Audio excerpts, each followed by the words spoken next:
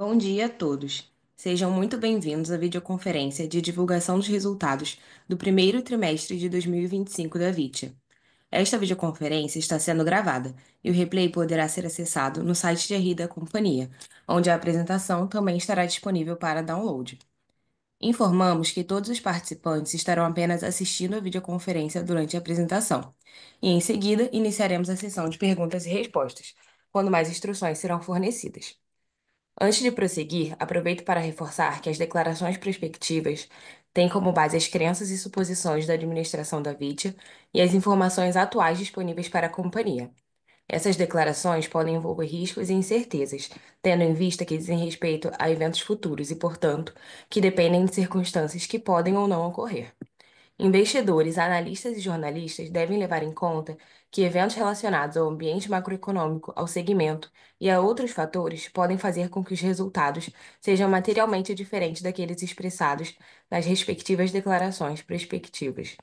Estão presentes nessa videoconferência o Sr. Wilson Romanini, CEO, o Sr. Alexandre Del Nero Friso, CFO e diretor de RI, e o Sr. Edgar Zanotto, diretor de marketing. Gostaria agora de passar a palavra para o Sr. Wilson Romanini, que dará início à apresentação. Por favor, Wilson, pode prosseguir. Muito obrigado, Laís. Bom dia a todos. Vamos passar agora para vocês aí, né, o nosso resultado do primeiro TRI de 2025 e vamos depois aí, dentro das dúvidas e das questões aí, estamos aqui à disposição para dar os esclarecimentos necessários.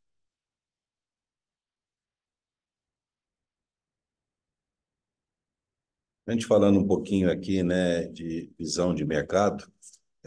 Então, quando a gente fala na performance da Vitia, né, no primeiro TRI de 25, nós temos um crescimento na receita. Tem uma linha, né, que vocês estão aí já familiarizados, que é micro de solo. A gente performou muito bem. Ela é uma linha que ela tem aí uma expressiva condição em termos de valor, mas é uma linha onde nós temos uma margem menor. Acho que um ponto importante, isso mostra, né, que o agricultor ele vem aí, apesar de todas as dificuldades, acreditando no negócio dele e fazendo os investimentos necessários aí no seu solo. A gente teve agora no primeiro trimestre, né, um mix de produto de menor valor agregado, automaticamente se impactou um pouco aí no nosso lucro bruto.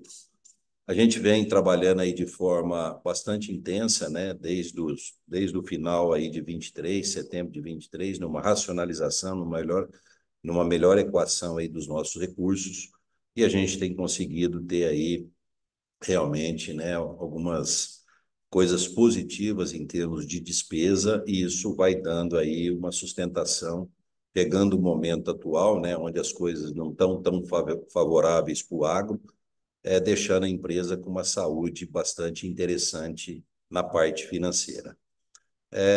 Esse ano nós temos uma grande novidade, né, um produto realmente que vai ter aí uma grande expressão na questão do controle aí da ferrugem asiática, né, e também em cima de doenças de folha em outras culturas. Então, a gente tem aí uma possibilidade bastante interessante de estar performando nesse segmento, falando hoje em controle de doenças. Quando a gente fala de riscos e oportunidades, né, a gente tem aí realmente ainda um cenário desafiador no agronegócio. A gente hoje, quando faz uma análise, né, em termos do resultado do produtor, basicamente em todas as culturas, é um resultado positivo, só que a gente vem aí de um alto índice de alavancagem, né, dentro do setor. E a gente tem hoje uma taxa de juro realmente muito expressiva. Então, aquele que está no nível de alavancagem muito alto, sem dúvida nenhuma, tem grandes desafios, e isso é traduzido para as companhias, né, fornecedoras. E também as companhias que fornecem, né, onde companhias aí têm um alto índice de alavancagem, com certeza as coisas não estão tão fáceis assim. Tem um ponto importante, né, nós temos um produto, né, que ele é aí para controle da cigarrinha, vocês conhecem a Bovéria. Esse ano houve, né, por uma falta de resistência aí dos milhos, né, a resistência chamada BT, houve uma incidência muito grande de lagarta e o produtor ele teve que usar aí de forma bastante intensa defensivos químicos para o controle. Automaticamente ele conseguiu fazer um controle também da cigarrinha, e isso acabou minimizando o uso aí da Bovéria. Acho que um ponto importante, nós estamos fazendo um trabalho já, tanto com a Bovéria quanto com uma outra tecnologia que nós temos, que é a Isária, e elas também são muito eficientes no controle da lagarta. Então, a Vitia está preparada para o próximo ano, aí, pensando em safrinha, em estar mais ativa nesse mercado, visando não só a cigarrinha, mas também a lagarta. É, a gente tem, como eu falei para vocês, uma expectativa melhor em termos de resultado para o produtor rural. Então, isso mostra, né, para uma empresa como a Vitia, que está bem estruturada, fez aí a lição de casa, que a gente pode realmente colher um bom fruto nessa safra de 25, 26. O posicionamento nosso continua o mesmo, né, uma disciplina bastante intensa, né, na questão aí da estrutura da companhia. A gente teve aí, né, você tem aí, sabe que o agro ele tem aí a data de 30/4 em questão dos recebimentos. A gente foi bastante eficiente nisso, isso até pelos próprios critérios que nós temos de concessão de crédito. Então, a gente foi bem, muito bem mesmo nesse sentido, e isso faz com que a gente consiga manter aí uma alavancagem baixa dentro da companhia.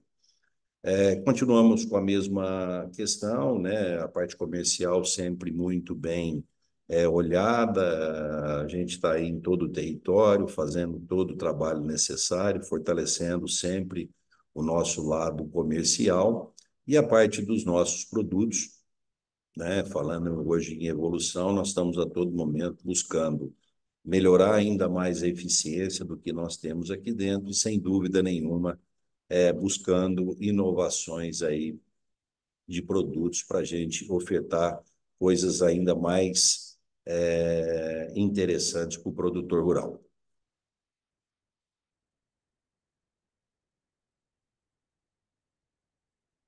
Poderia passar o slide para mim, por gentileza? Então, falando aí do nosso destaque, né, a gente teve aí um crescimento da receita, né, nesse primeiro tri de 25 em relação ao primeiro tri de 24 de 13,4%. Como eu falei para vocês, a gente fez um trabalho bastante intenso aí na questão do micro de solo. Então, a gente teve um crescimento muito expressivo, aí, acima de 55%. Como eu deixei claro, né, ele é um produto de menor resultado, mas isso mostra que o produtor rural está realmente aí propenso a investir na sua lavoura. Dentro dos trabalhos internos nossos, a gente vem trabalhando aí sempre, né, uma racionalização das despesas, e a gente tem uma queda aí de 1,9 no nosso SG&A em relação ao mesmo período do ano passado. Tivemos um pequeno crescimento no nosso EBITDA.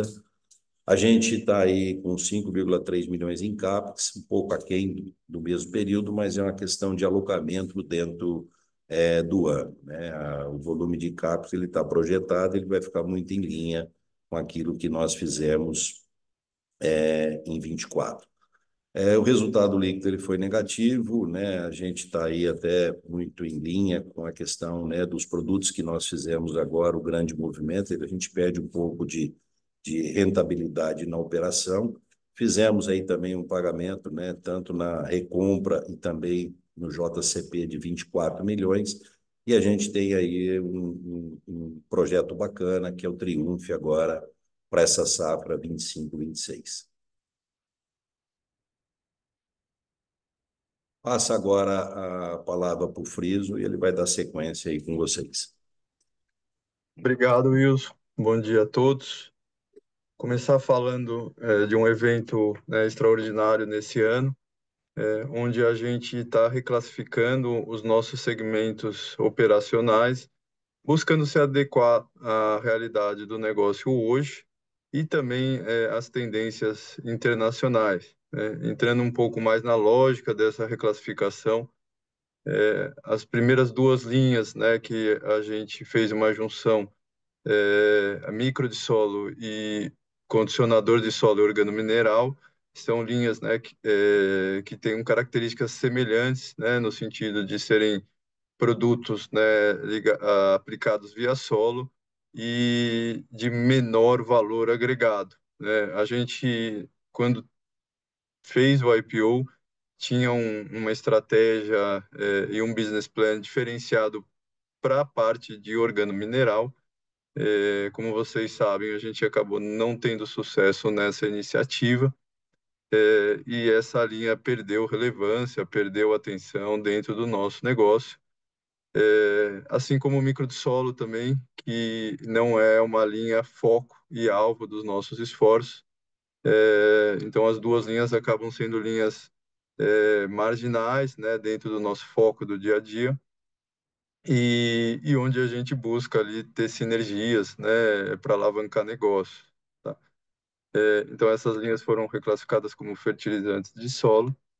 Depois, a gente teve a junção, né, de defensivos biológicos inoculantes, né, que são linhas onde a gente também já enxergava de forma conjunta, mas a gente fez uma readequação, o que a gente tem visto, né, de classificação no mercado como biológicos, né, é, ampliando um pouco o escopo, né, que a gente tem de biológicos. Aqui na VIT a gente sempre teve um escopo mais restrito do que o mercado em geral, mas a gente acha importante, né, tá divulgando e conversando, né, da forma que o mercado entende, né, das classificações. Então, além dos defensivos biológicos inoculantes, a gente trouxe a nossa linha de bioestimulantes e também dos defensivos atípicos, né, à base de minerais, de forma que a gente está chamando essa categoria, né, de soluções biológicas e naturais, também bem encontrado já no mercado, né, essa terminologia, né, de soluções naturais.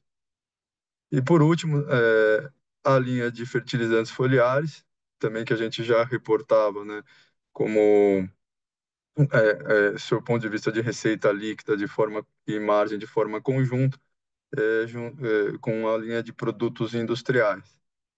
Então, acho que dentro dessa classificação, né, a gente simplifica um pouco a forma de ver os negócios da companhia e também fica alinhado, né, com as tendências internacionais, como as empresas, né, que reportam, né, fora do Brasil, né, lembrando que a gente não tem nenhum comparável direto aqui no Brasil, mas as empresas de insumos têm classificado os seus biológicos dentro dessas linhas de produtos que a gente reagrupou.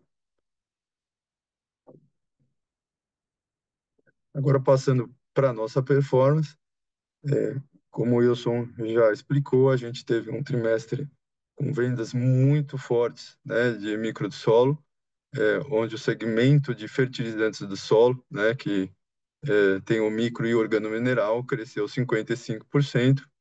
A gente teve um crescimento também expressivo, né, na parte de foliares e industriais, porém crescimento que foi impulsionado por produtos de menor margem. Esse crescimento ele veio de mercados onde a Vitia não estava trabalhando, mercados que tiveram e têm uma demanda de produtos de menor valor agregado, como a parte de cana-de-açúcar e a parte de citricultura. Então, na verdade, o que a gente fez foi buscar mais negócios, né? E só que esses negócios eles vieram com uma margem um pouco mais apertada em função do tipo de produto que esses clientes consomem nesse trimestre. E na parte de soluções biológicas e naturais, a gente teve uma queda puxada pela linha de defensivos biológicos, a linha de inoculante cresceu, mas a linha de defensivos biológicos teve, né, um impacto muito importante de uma tecnologia importante no nosso portfólio, principalmente nesse trimestre, que é a Bovéria, e o Wilson explicou um pouco, né, uma questão mais específica do mercado de milho safrinha, que é o grande mercado da Bovéria, mas que também não é uma questão, né, de longo prazo. A gente acredita que a gente tem tecnologias para posicionar os produtos frente ao ocorrido esse ano, né, que foi uma incidência maior de lagartas, né, e onde os produtos biológicos não estavam sendo tão trabalhados porque não foi um trabalho, não foi uma praga, né, recorrente aí nos últimos anos. Passando para o próximo slide, sob o ponto de vista de lucro bruto, então a gente teve uma ligeira queda, uma queda de margem, isso muito em função do mix, né? Como a gente explicou no slide anterior, as linhas que performaram melhor foram linhas onde a gente focou produtos de menor valor agregado. É óbvio que isso também conversa com o momento do mercado, né? Onde os produtores estão mais conservadores, né? Buscando soluções convencionais, em contrapartida ao uso de tecnologias. A gente acha que essa tendência pode mudar ao longo do ano, com uma expectativa de uma safra melhor para 25, 26.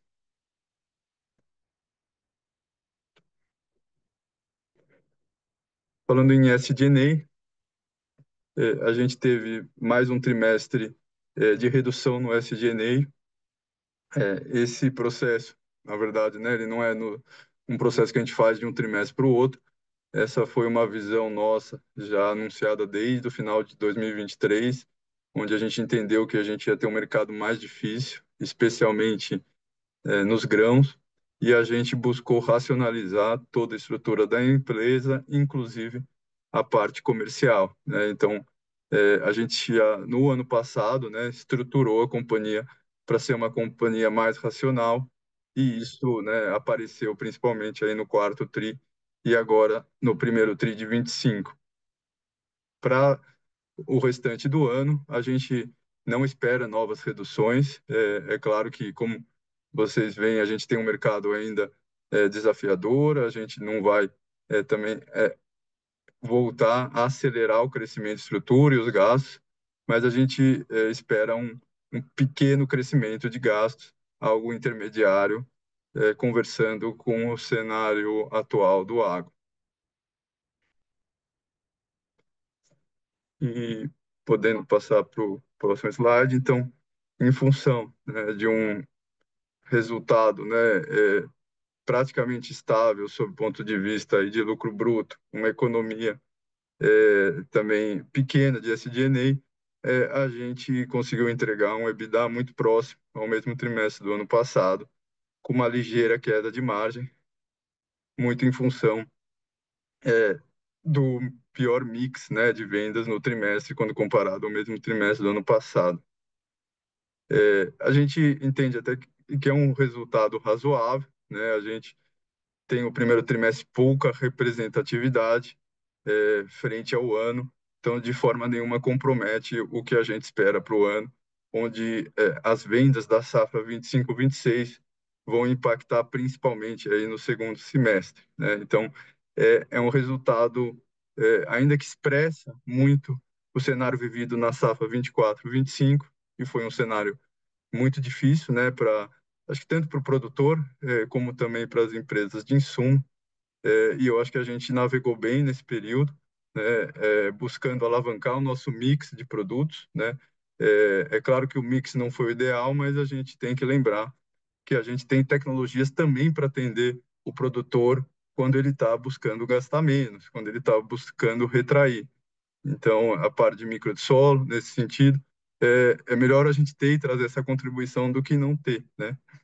E agora o produtor voltando, né, a investir, a gente vai ter também a, a volta do crescimento nas nossas linhas de valor agregado. Então, acho que é um resultado, né, satisfatório, né, frente a esse cenário difícil da safra 24/25.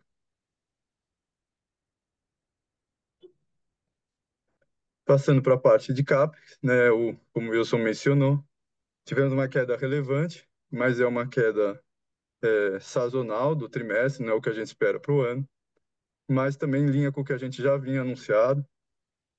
É uma estratégia, né, onde, alinhado ao momento de mercado atual, a gente está sendo conservador na parte de CAPEX. Fizemos grandes investimentos na nossa planta de biológicos, que foram concluídos, né, no ano passado, e, e a estratégia atual é de focar em pequenos investimentos dentro de toda a nossa estrutura fabril, mas que possam trazer aumento de produtividade ou redução de custos, né?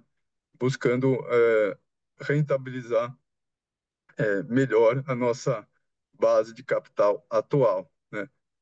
Então, essa é a estratégia, a gente vem seguindo com essa estratégia ao longo já dos últimos trimestres e vamos seguir ao longo do ano de 2025.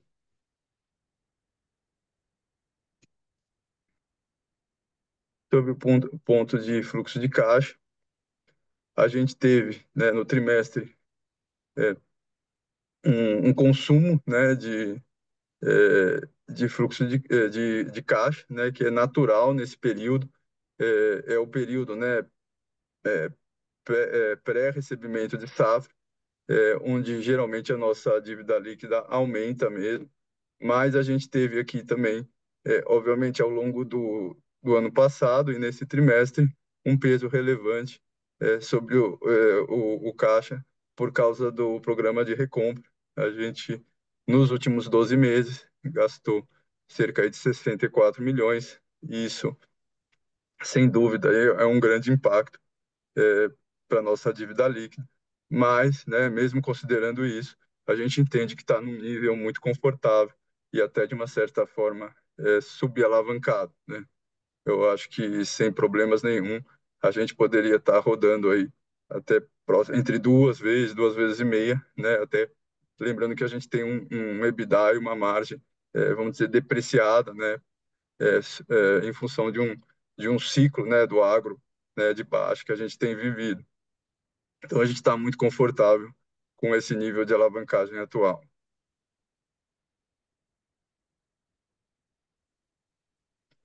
E, em função, né, do aumento de alavancagem nominal e também de taxa de juros no Brasil, a gente teve uma piora do resultado financeiro, trimestre contra trimestre, o que foi o principal fator que causou aí um aumento do nosso prejuízo no período. Né? Na parte de imposto de renda e contribuição social, a gente já teve o grande impacto no passado, né, sobre o fim da subvenção.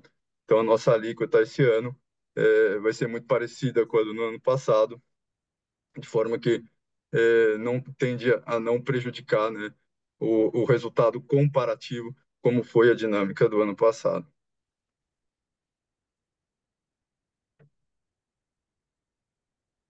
E agora eu passo a palavra para o Edgar falar um pouquinho do nosso lançamento e também da estratégia de inovação. Obrigado, Freso. Primeiro, bom dia a todos.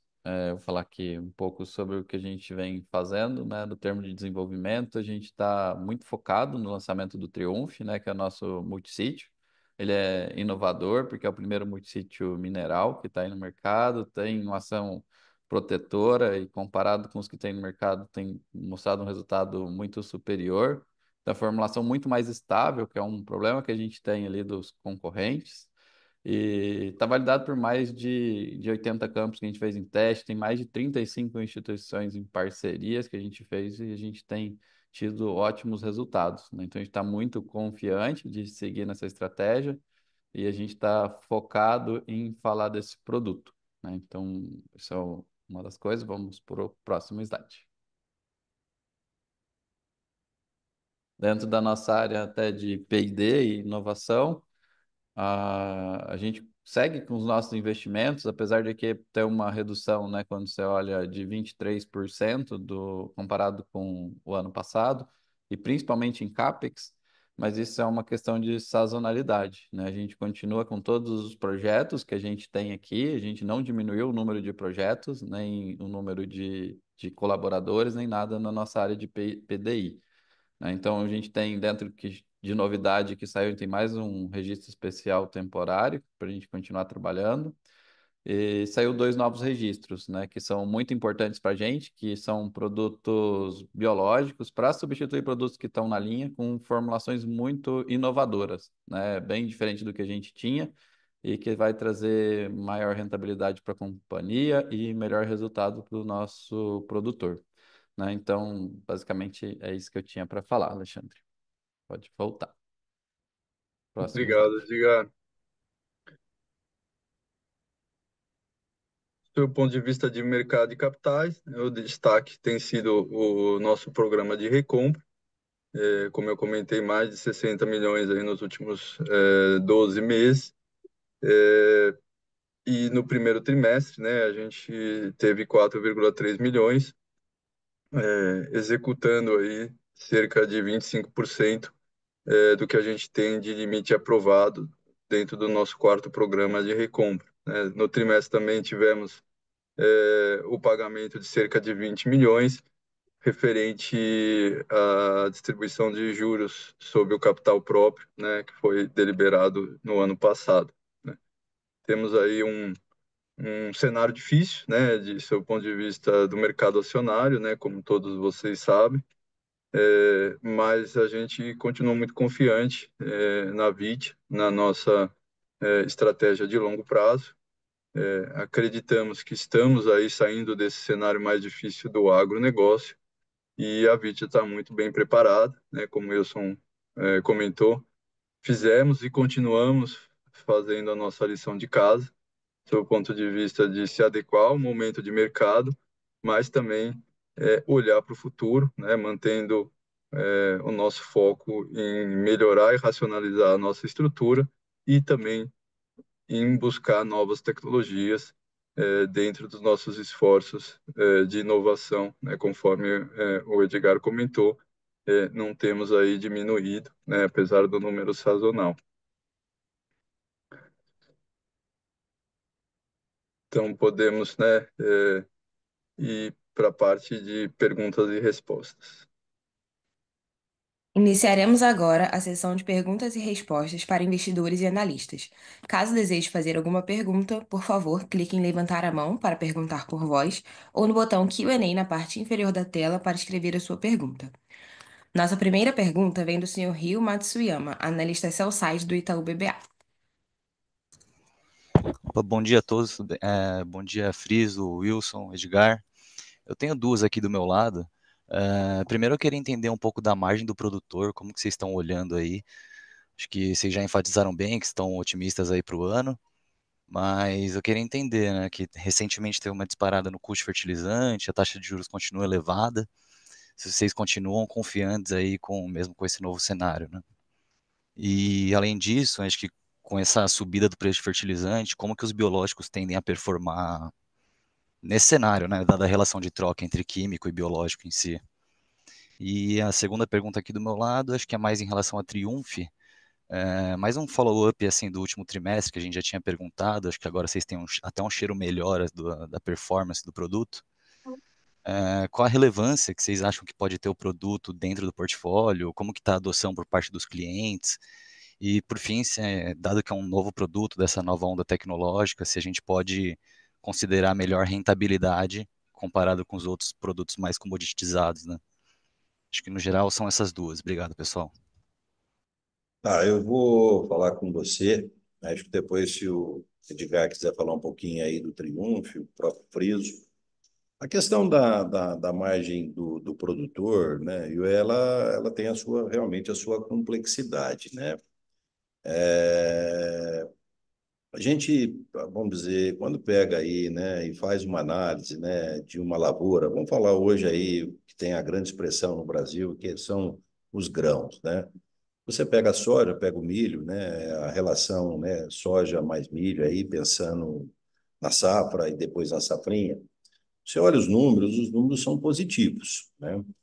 Agora, teve aquele produtor que se preparou lá atrás, já fez a aquisição, né, do seu NPK. Esse com certeza vai conseguir ter aí um resultado interessante.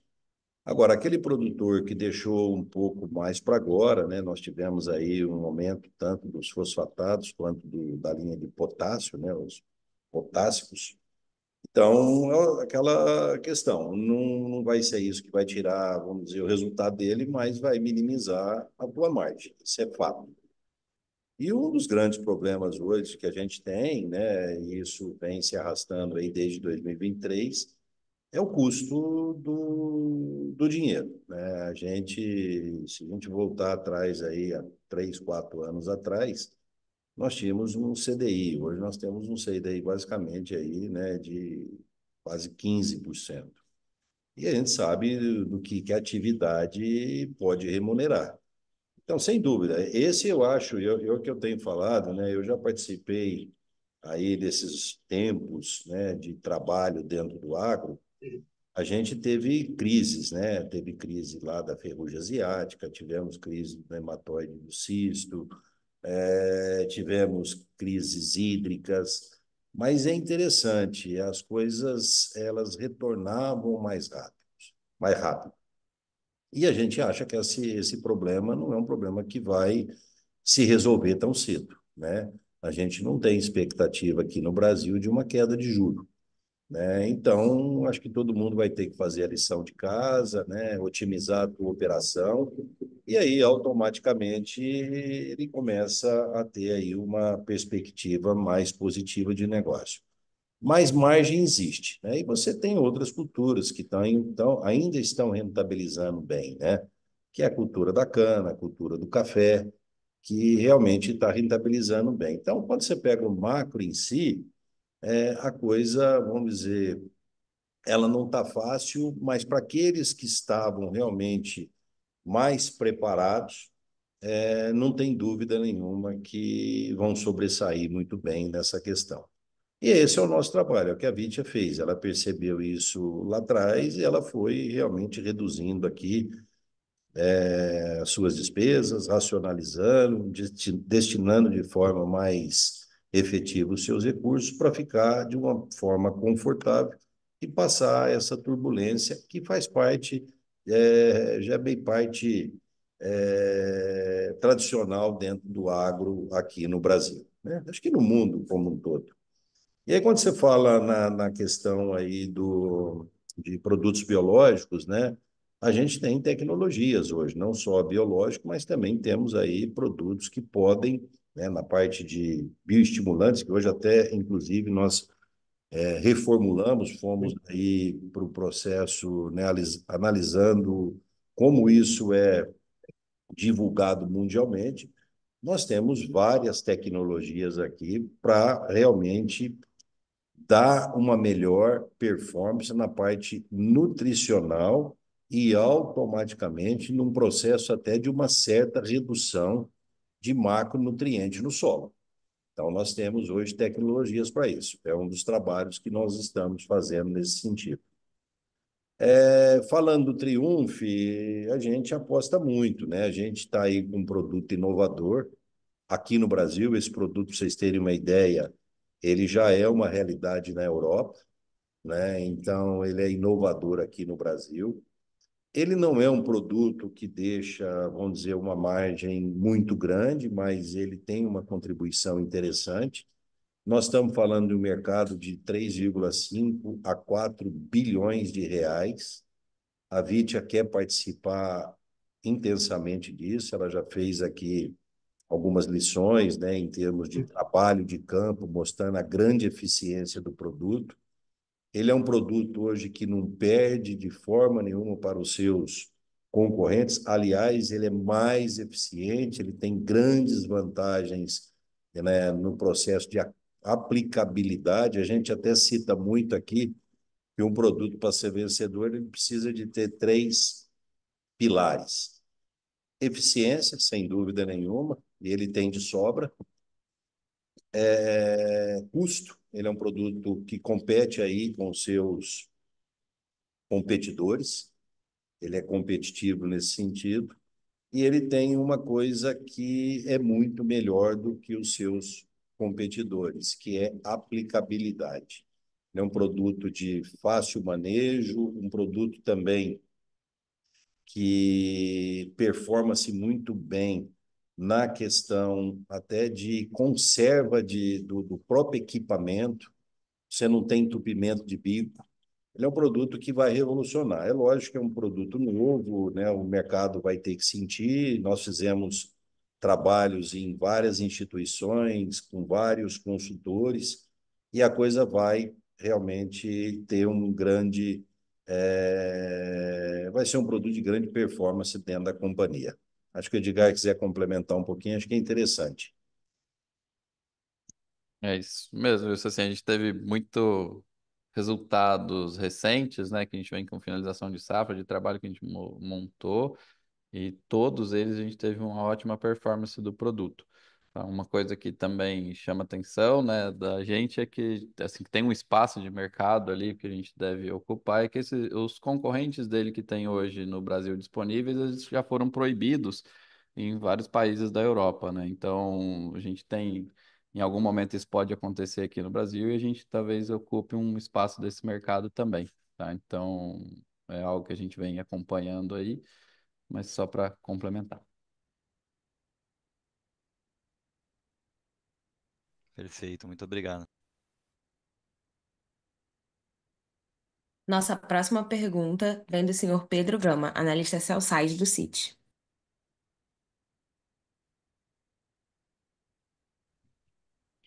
Oi, pessoal, bom dia.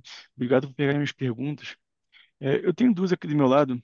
Primeiro, eu queria fazer até um follow-up na pergunta anterior, que eu entendesse como é que vocês estão vendo o sentimento do produtor e da competição no mercado de insumos para essa próxima safra, né? Imagino que vocês tenham participado de uma série de eventos aí ao longo das últimas semanas e meses, como foi até o caso do lançamento do Triumph.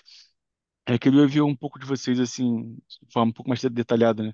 Como vocês estão ouvindo, como é que está o diálogo com o produtor com relação à margem, se realmente essa boa colheita de soja pode fazer melhorar o ânimo dele para investir mais, embora a gente tenha esses problemas com relação ao custo de fertilizantes, e como é que o cenário de crédito atual pode impactar no crescimento da próxima safra.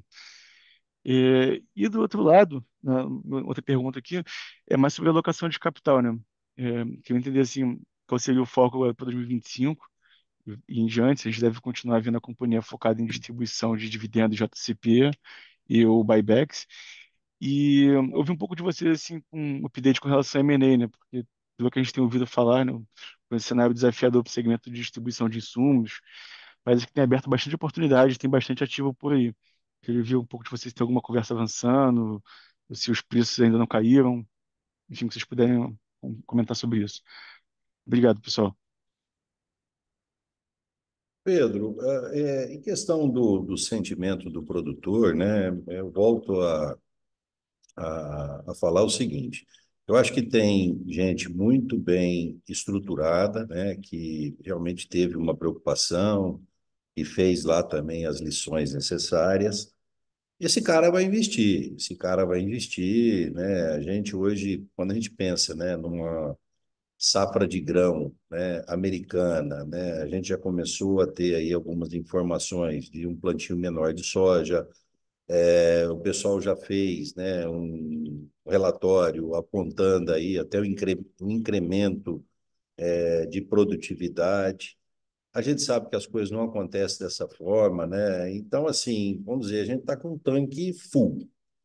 Qualquer mexida em termos de oferta mundial, a gente pode ter grandes surpresas. Então, a gente tem, assim, nós temos, vamos dizer, um horizonte gigante de produtores no Brasil.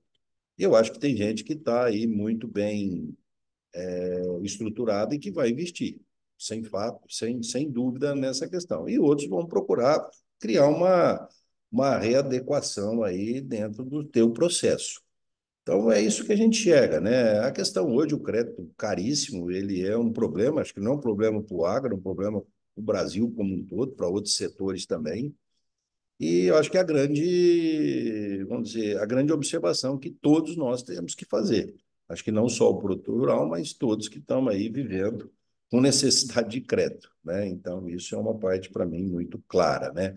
Eu até tenho falado muito isso, né? Quando a gente pega as crises anteriores por questões hídricas, por questão de doença, elas aconteceram, elas foram traumáticas, mas elas passaram rápido. A gente não vê uma passagem tão rápido disso, né? A gente não vê. Vocês ainda do mercado financeiro devem chegar melhor do que a gente. A gente não vê uma queda, né, na taxa de juros no Brasil. Então, todo mundo vai ter que trabalhar aí de uma forma muito eficiente dentro dos teus negócios para poder dar sustentabilidade dentro da sua operação. Essa é a visão nossa. E falando um pouquinho de alocação de capital e M&A, eu gostaria de passar para o Friso aí, que é expert nisso. Pedro, a gente continuou com a mesma visão, né, do trimestre anterior que a gente vem conversando, né, nos últimos meses. Estamos aí, sem dúvida, vendo um mercado mais aquecido de M&A, porém a gente está mais retraído nessa iniciativa. Entendemos que o mercado está aquecido, né, até por muitos ativos aí estarem de uma certa forma problemáticos, né, com nível de alavancagem importante, né, ou navegando, né, de forma difícil nesse cenário atual. E essa turma está realmente procurando abrir frentes, né? E claro, alguns também, né, ainda que não estão aí, né, nesse cenário, mas ainda buscando ali uma visão de valuation, né, que não é adequada ao cenário atual, né, buscando a visão de valuation próxima de quando teve aquela transação emblemática do setor, né, da Biotrop. Então, assim, a gente não vê como sendo uma estratégia atrativa, né?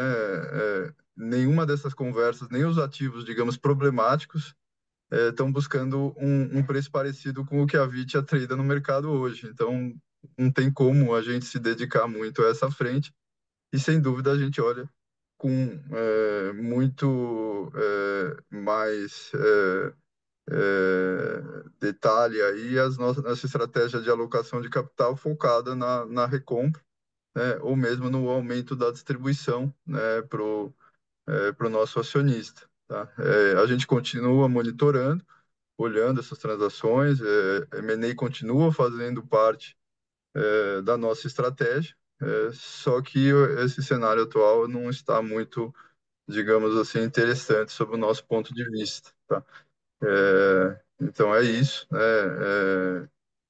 E eu acho que essa era a última pergunta, né? Não sei se tem mais alguma pergunta, mas é isso, tá? A gente está analisando as oportunidades e o nosso foco atual hoje é mais no programa de recompra em si e distribuição. Não, tá ótimo, foi super claro. Obrigado, pessoal. Próxima pergunta vem do Pedro Fonseca, analista sell-side da XP. Poderiam compartilhar as impressões do Cash Collection de 30/4? O produtor segue pressionando por mais prazo? Além disso, poderiam comentar um pouco do que tem visto em termos de carteira de pedido ao longo do segundo trimestre de 2025? Chamou atenção também a queda de margem na linha de foliares. Comentaram no release de um mix pior com maior demanda por produtos de menor valor agregado. Acreditam que foi algo particular do trimestre e o que podemos esperar de margem nesta linha para o ano. Ô, Friso, se você quiser. Ok. Falando do recebimento, tivemos um recebimento muito bom, né, em linha com o nosso histórico. Então, dado que o cenário atual é pior, né, do que a média, eu entendo que o nosso recebimento foi muito bom por se manter em linha com o histórico. Temos acompanhado o mercado e visto ainda uma série de recuperações judiciais sendo anunciado nas últimas semanas, tá? Então, o mercado continua muito difícil. A gente ainda tem um vencimento muito importante agora em 30/5, né? Tivemos o primeiro em 30/4. O 30/5, né, costuma ser um pouco pior do que o 30 do 4, mas assim, a gente está confiante de que a gente não vai ter grandes problemáticas na nossa carteira, tá? Mas a gente achou aí um movimento aí de recuperações anunciadas nas últimas 2, 3 semanas importante, então estamos bem atentos, né? E até falando, né, seu ponto de vista de alocação de capital, né, a gente só vai também voltar a ter a executar essa estratégia com mais intensidade, né, quando a gente tiver essa visão clara aí de como vai ser a liquidez do ano e também, né, como vai ser o financiamento da próxima safra, tá? Porque sim, né, o produtor, né, ainda está buscando crédito, é claro que agora é o momento de recebimento, não é o momento de vendas das próximas da próxima safra.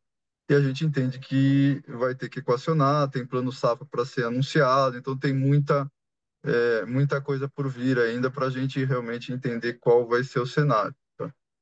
Por enquanto, né, tudo bem, né, para a VIT, não acho que para todos, mas ainda tem uma incerteza importante no ar, né, que eu acho que a gente só vai ter o conforto mesmo, depois, não só depois do 30 do 5, mas depois também de entender como é que vai se dar o financiamento da safra 25-26, né? Como todos sabem, né, com essa taxa de juros, né, pressiona mais ainda, né, é o subsídio, digamos, para o plano safra. A gente sabe que o governo, né, tem uma situação fiscal delicada, então temos que aguardar para entender um pouco melhor isso. É, então, no momento, a expectativa é que não melhore muito aí o cenário de liquidez do produtor, nem para 30 do 4, 30 do 5, nem para a safra 25-26. Tá? Aí, talvez entrando na próxima pergunta, que é a parte de queda de margem da linha de folhados, eu expliquei um pouquinho, né? É uma questão de mix, né? Não é uma questão de queda, né? Dentro do mesmo produto. A gente tem a linha industrial que cresceu, né? Tivemos alguns produtos mais comoditizados que cresceram bastante, e por isso que até a gente tem que olhar, né? Na verdade, o crescimento também da linha, que não é um crescimento normal para esse cenário de mercado. A gente cresceu bastante a linha de foliar industrial, e como eu falei, a gente cresceu em mercados onde a gente não estava, né? Principalmente citricultura e cana-de-açúcar, e aproveitando as oportunidades que tinham no momento, que eram de produtos comoditizados, né? Se a gente não tivesse tido esse crescimento, talvez a gente teria tido uma margem aí um pouco melhor, né? Não vou dizer também que seria muito melhor, porque vocês sabem que o mercado de grãos, né? E aí falando especificamente do milho safrinha, não foi um mercado onde o produtor investiu muito, na verdade até o contrário, ele foi mais conservador em função de risco climático e tudo mais. Então, talvez se a gente não tivesse essas novas aberturas de mercado, a gente podia talvez não ter até o crescimento de receita, né, e ter ali uma margem parecida, um pouquinho pior do que o ano passado. Então, por isso que a gente julga, na verdade, que foi bom, que a gente cresceu receita, uma margem menor, mas do ponto de vista de lucro bruto, a perda foi muito pequena. Dado essa dinâmica muito específica, né, de milho safrinha e de representatividade dessas novas vendas, não esperamos isso para o resto do ano e para os demais trimestres. A gente espera, na verdade, que seja uma margem bruta muito parecida com a do ano passado. Também não estamos vendo cenário de recuperação de margem, né? Como a gente falou, esperamos um cenário melhor, né? De voltar a ver o investidor usando mais tecnologias, mas não é o que a gente está vendo hoje ainda, né? Assim, nas negociações atuais, não é o que a gente viu no primeiro trimestre. Então, esperamos uma margem, vamos dizer, é, dentro de um produto especificamente muito parecido com o ano passado. E o que vai, né, direcionar mais margem vai ser o mix, mas que, como eu falei, ao longo do ano, o mix não tende a não divergir muito do mix do ano passado, mas nesse trimestre deu uma diferença importante. Não sei se o Wilson quer comentar, se eu fui claro. Não, não. Eu acho que está ótimo. A única coisa só que eu queria complementar, que foi uma pergunta do Pedro, carteira. Nós temos uma carteira nesse período agora, né, fazendo mesmo a comparação do mesmo período do ano passado, uma carteira maior, mas o mercado ainda é muito atrasado, né? O mercado ele começou focar efetivamente aí a compra de sementes agora. E o produtor ele vai fazendo aí conforme os produtos de primeiro uso, né? Então ele se preocupa lá efetivamente com o NPK. Acho que teve muita gente que já travou isso aí, que é muito importante. O pessoal já começou a trabalhar agora sementes e defensivos.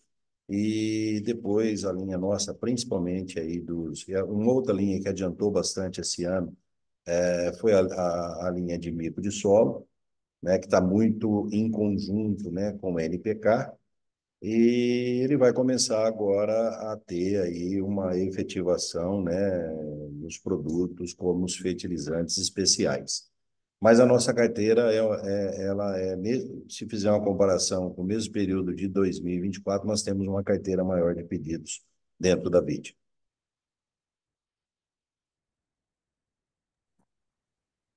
Lembrando que para fazer perguntas, basta clicar em levantar a mão ou no botão Q&A na parte inferior da tela para escrever a sua pergunta. Nossa próxima pergunta vem do Matheus Caetano, analista buy-side da Warren Brasil Gestão. Bom dia. Com a junção das linhas de condicionadores de solo e organominerais à linha de micros de solo, passamos a ver o impacto apenas de forma agregada. Considerando que a margem bruta ficou em torno de 1% no trimestre, poderiam explicar a dinâmica recente dessas linhas? Os organominerais continuam sendo o principal fator de pressão sobre a margem?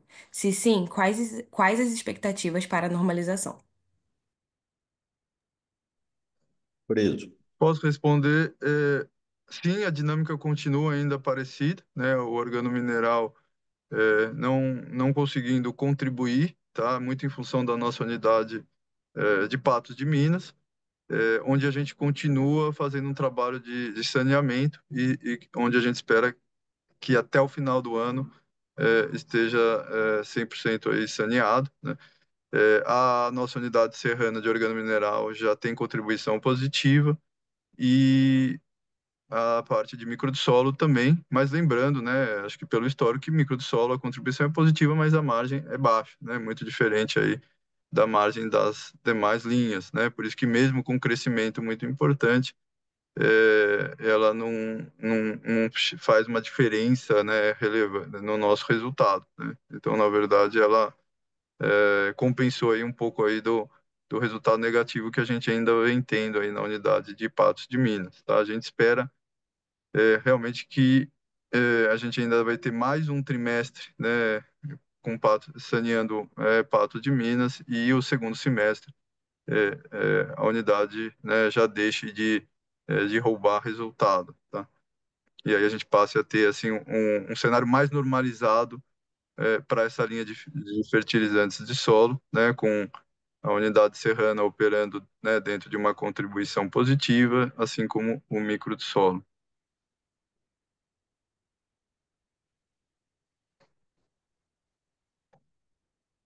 Não havendo mais perguntas, a sessão de perguntas e respostas está encerrada. Gostaríamos de passar a palavra ao Sr. Wilson Romanini para que faça as considerações finais da companhia. Ok, obrigado, Laís.